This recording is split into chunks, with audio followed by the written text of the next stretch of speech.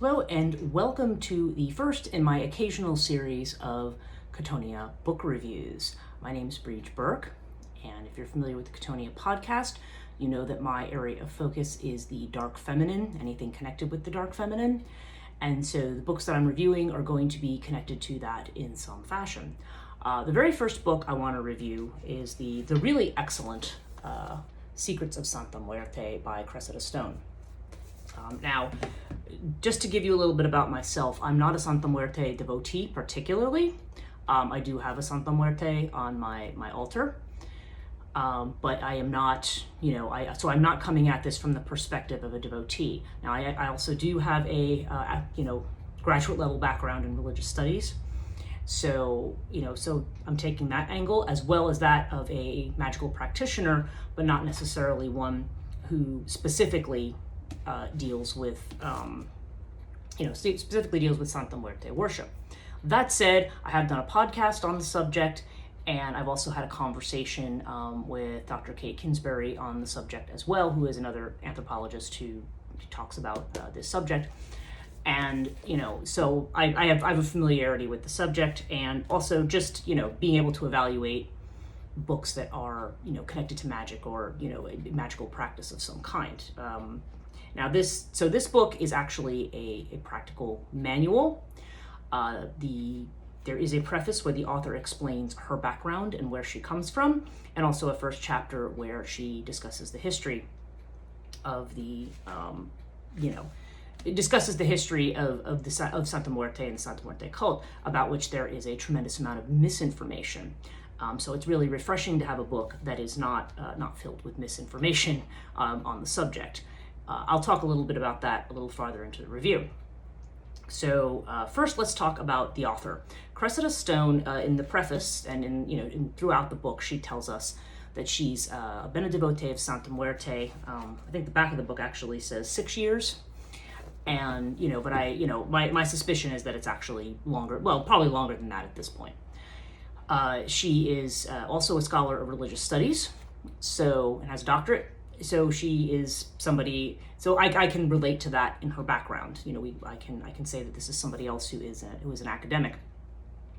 And the information that's in this book were taught by the brujas of Mexico, where the witches or the Santa Muerte devotees, the ones who keep her shrines and who use her magic, are the ones who have actually taught her from her time in Mexico. So, in her preface, she talks about how she was drawn to various spiritual traditions that are of a sort of hidden or esoteric nature. And she's also mentioned that she's never really been settled for a long time in a home. She's been a world traveler. So she's familiar with religions from all over the world, not just the European ones.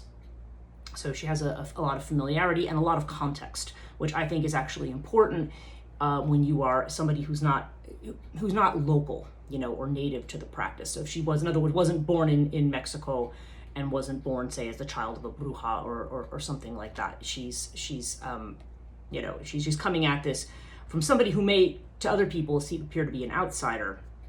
And I'll talk a little bit about the insider-outsider thing as well. But she came to Santa Muerte while she was living in Mexico and had a near-death experience, according to what she says here, and then explains this sort of chain of synchronous events that ended up bringing her to becoming, being trained as a bruja herself. So she is, she definitely has a very strong credentialed background for writing this book. Now, in reading, I follow some of the pages connected with this book, and some of the things that I have seen, or in some certain book reviews, there's other book reviews you'll read or you'll see on YouTube about this. And one of the things that sometimes you will hear people say, anyway, I won't editorialize on that, but let's just say some people will always bring up that phrase, cultural appropriation. And the thing is, the way that I'm hearing this phrase used with respect to this book is incorrect. Because first of all, cultural appropriation, by definition, it's the inappropriate adoption of customs from another country, and it's usually done in a way that is not respectful.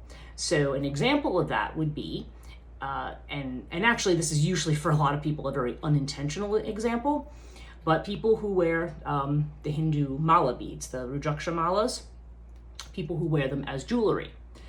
Now, the people who wear those as jewelry, again, there's a lot of these shops that sell, like Guatemalan clothes, and, they will import, clothes from India, or they'll have, various Buddha statues and things, throughout the store that people might, who are more, I don't know, we would have called them, have more of a hippie inclination, perhaps, and, maybe that's true, maybe it's not, but people, who gravitate towards that sort of a thing, might wear mala beads in the same way that people maybe used to wear love beads and so forth. It's kind of like a decoration.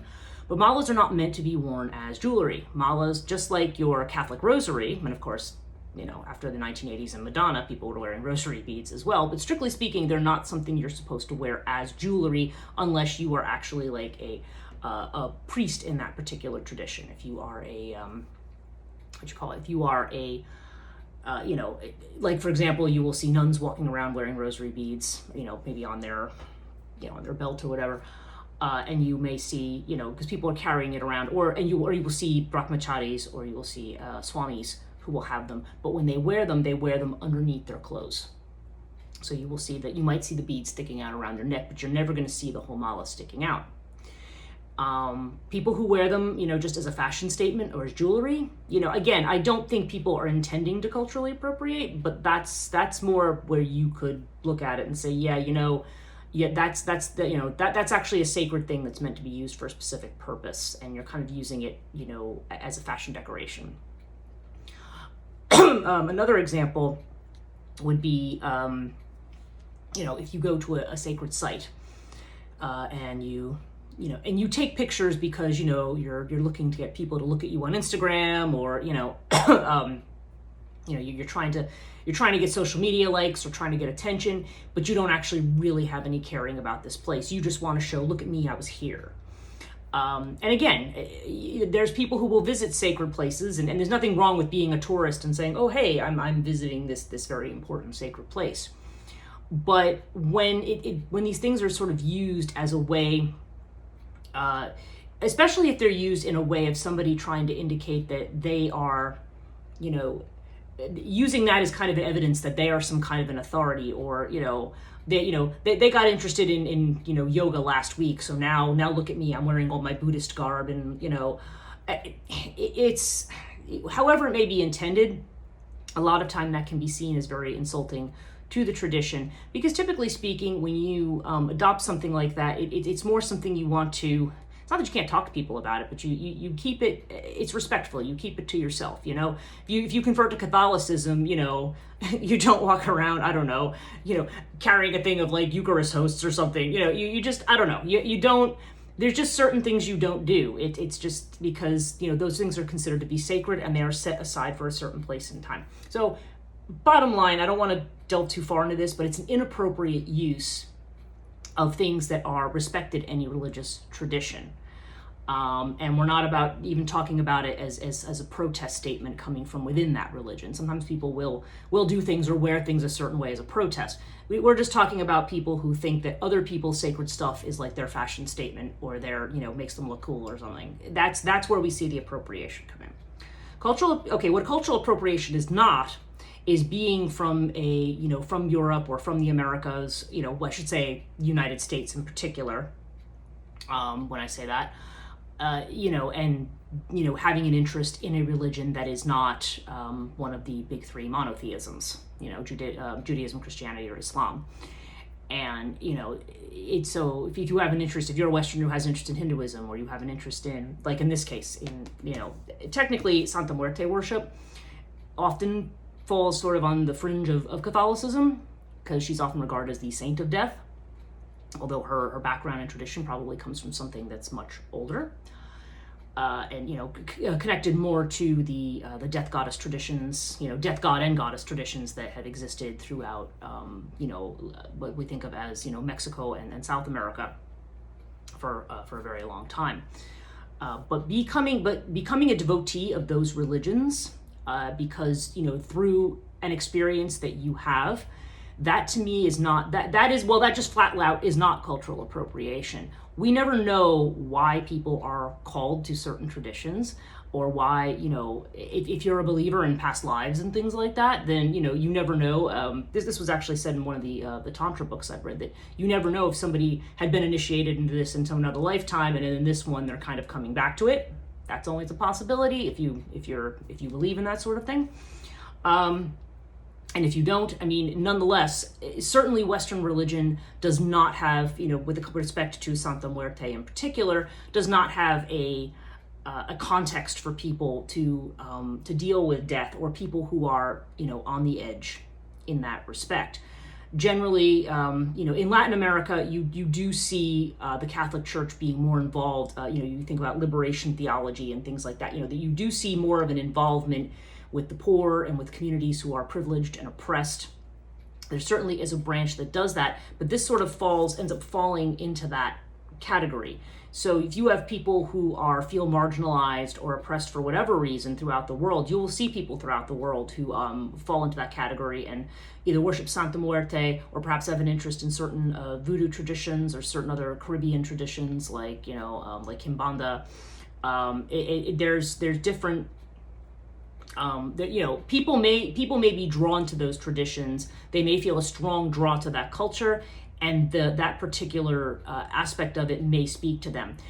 Santa Muerte is often erroneously connected with the drug cults, and I should back up there. It's not that there aren't drug dealers and criminals that don't worship Santa Muerte, but the assumption is that it's only people who are dangerous criminals or part of the drug traffic are the only ones who worship Santa Muerte, so therefore it's bad, and that's just not correct.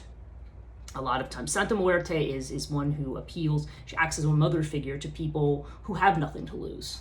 Okay, and even if you are not coming from that background, even if you have more privilege, even if you are fortunate enough not to be in that situation, there still may be this element, again, like in this case, the author has a near-death experience. You have that contact with death that makes you, gives you that devotion to death, okay? So this particular book is, okay, now that I've gone on this kind of long diversion about cultural appropriation, and I hope I've explained that adequately, which this is not, and I'll just repeat that. Let's talk about the structure of the book. So it begins with a history, as I've mentioned, and then the chapters work their way through practical elements, starting with basic things, like building an altar, which is obviously where you want to start.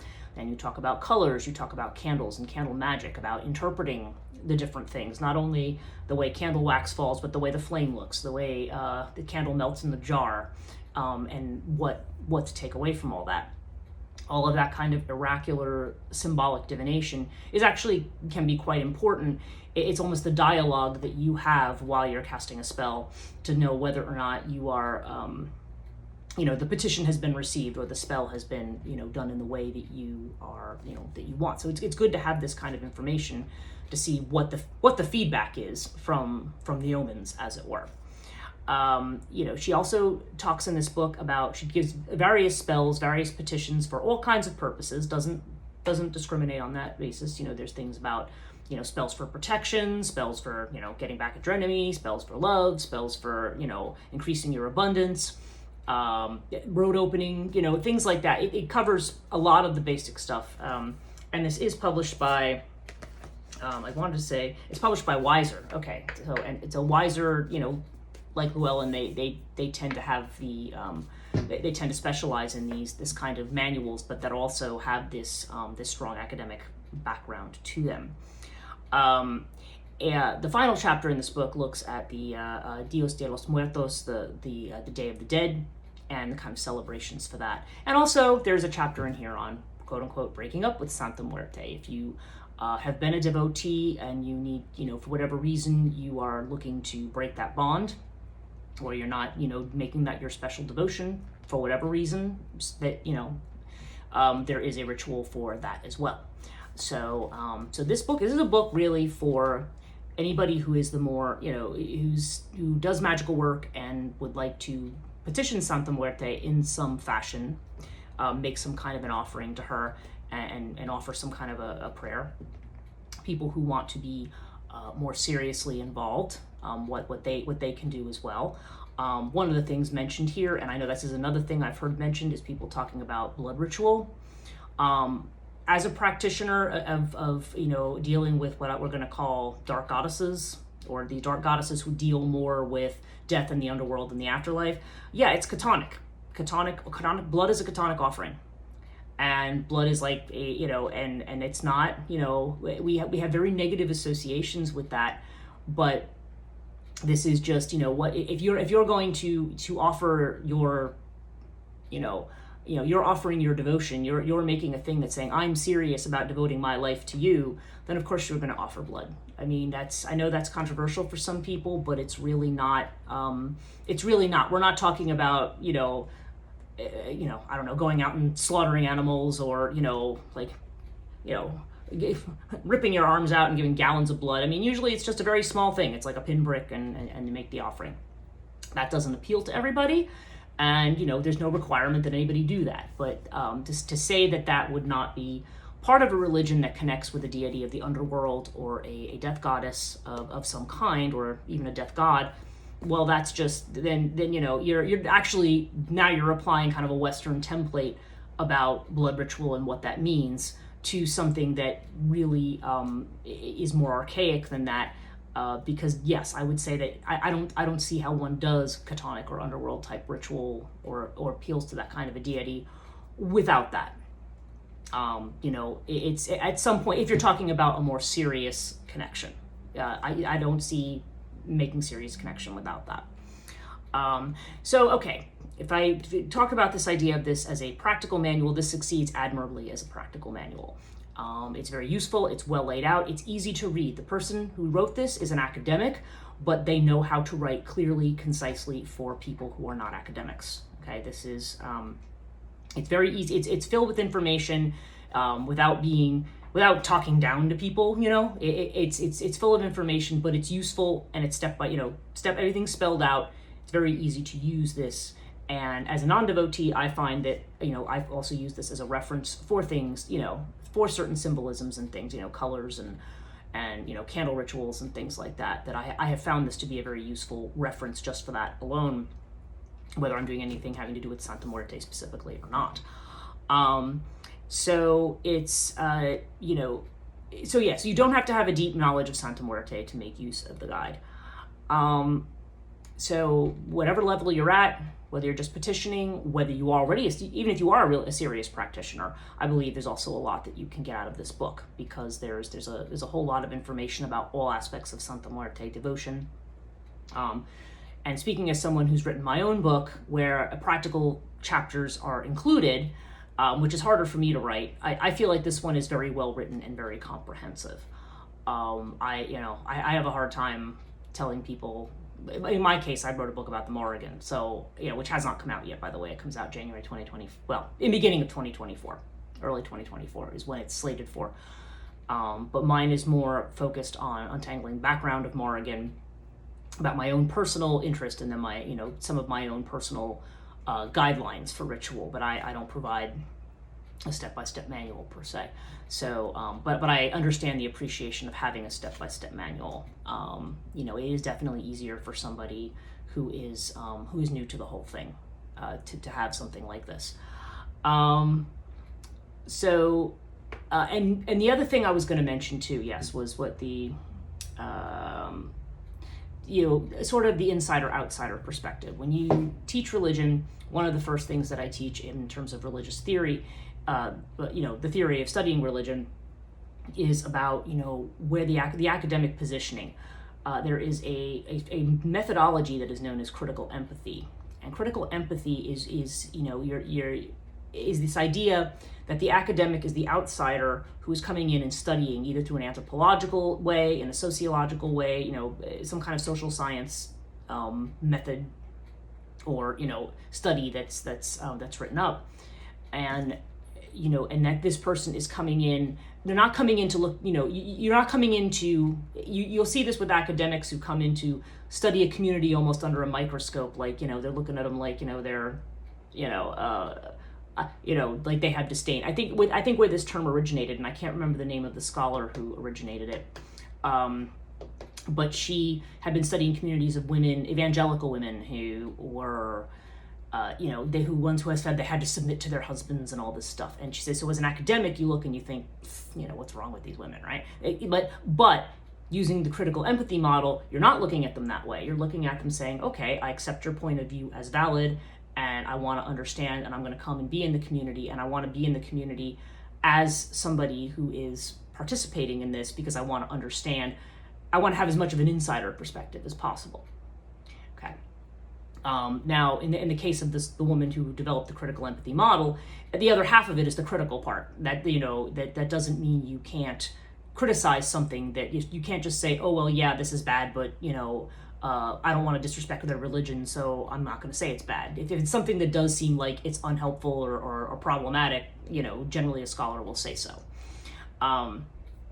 But with this book, you uniquely have somebody who manages to be both an insider and outsider at the same time. Yes, coming from a different culture, coming as an academic, but having the experience that draws her very directly into the practice and into her own devotion.